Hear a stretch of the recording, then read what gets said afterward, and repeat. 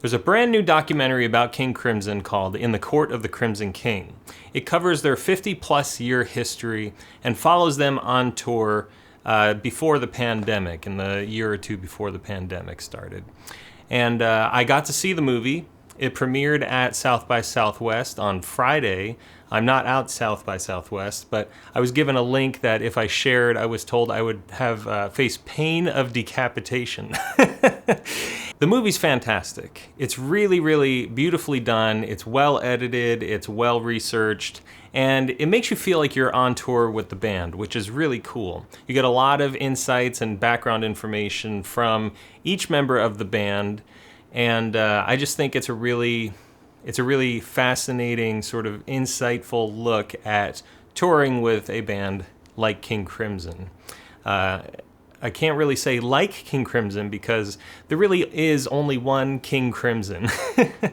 Now, in terms of the movie, it's really entertaining. It's a lot of fun to watch. I don't know what it would be like for someone who's not already a fan of King Crimson, but the reviews are raving. Variety magazine and the Austin Chronicle and a couple other publications, I think they said it was perfect or nearly perfect. I think it's a really great look for fans and perhaps just people who are interested in music alike. Now, a couple of things stand out to me. You get a lot of time with Robert Fripp, which in the last few years is not really a thing. He did a lot, obviously, with his wife with the Sunday brunches or Sunday lunch, and then they were doing other videos throughout the week. But you weren't really getting a lot of, like, what is Robert Fripp like in the context of King Crimson? And you do get a lot of that in this movie. There's one particular point, well, actually, there's two things I want to share. One is when the director, Toby Amies, is following him around, and they get to a venue late at night, and Robert says, well, we're here late, and I haven't been able to practice, and I still need to get my practice in. And there's a point made that Robert is like the only guy on the tour who really spends a lot of time practicing. And Toby says to Robert, why practice? I mean, you're late. It's late. Don't you want to sleep? Get some rest? And Robert makes a point that he made in the guitar circle where he says, you tell the body what to do. The body doesn't tell you what to do. If you're a professional athlete, you don't just say, oh, I'm tired, so I'm going to skip a day of practice. If you want to be like a leading athlete, you need to tell the body what to do. So I thought that was a really fascinating insight. And I think we all can relate to that, going to the gym or working out or eating well or something like that. You put your mindset in like the space where you decide who you're going to be and what you're going to live like. And the body, we're so often listening to our body instead of telling the body what to do. I thought that was a real great moment, showing Robert's sort of disciplined approach to practice and performance. And then secondly, there's a time where Robert is having a conversation, I think it was with Jacko, and Robert's just playing Fractured while he's having a conversation. And you can tell that he's really focusing on the divided mind. And he talks a bit about this in the Guitar Circle and on his online diary. But yeah, this idea that you should be able to be doing one thing while also focusing on another. As a guitarist who has spent a lot of time practicing even that particular piece, I know what it's like to have that sort of divided mind approach. And I'm sure that the people around me know what that's like. But it's really hard to be present in one place or another. And Robert is much more experienced and wise and practiced than I am. But I thought those were like two real moments of the film that I personally appreciated. There's a lot of faces from a lot of people through the history of the band. People that I haven't seen, or frankly, I didn't even know were still alive. Like Jamie Muir. There's an interview with him, and I was like, oh, he's still alive, and that's really cool. There's lots of interview content with Bill Bruford. It's great to hear from him. It's funny, some of the band members who are not in, or who were not in the latest or the last, iterations of the group, they get far more screen time than the members that were, more recently in the group. You do get to hear quite a bit from Adrian Belew. You get a lot of his honest thoughts. And the trailer is a little bit misleading, where they show Ian McDonald apologizing to Robert for breaking his heart, and then Robert says, "Oh, it makes me livid."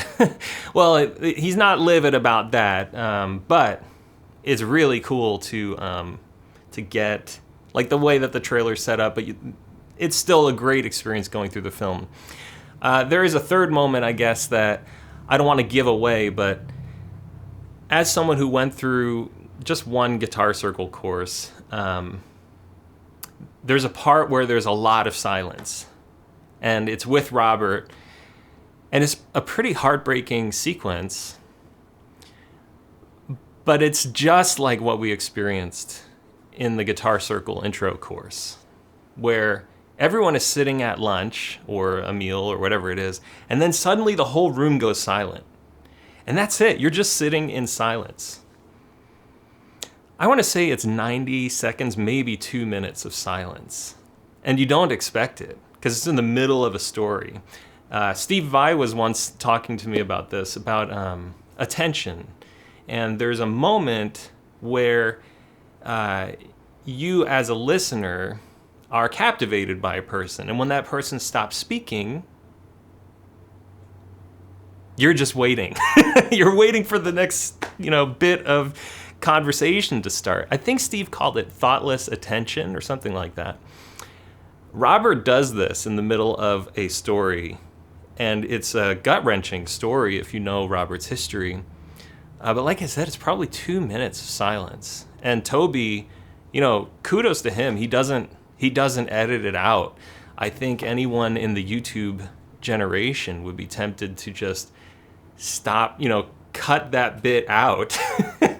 But no, you are sitting with Robert just through this entire moment. And there's a lot of that in the movie. There's a lot of, like, sitting in the real moments with people. There's a lot about Bill Rieflin as he's going through his bout with cancer. There's a lot of footage of Bill, which I found interesting, but, like, not being a person in the band, not being someone who, like, filmed this documentary, Bill has not been a main character for me in the history of King Crimson.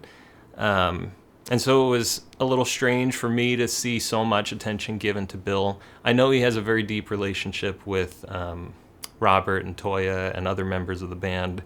But yeah, I'll be interested to see what people's reactions are. As a documentary, I think it's fantastic. As a fan of King Crimson, I think it's also fantastic, but it feels like, oh man, I wish there was more. I wish I could hear more. Some fans get, like, more screen time than a couple other people that I would love to hear more from.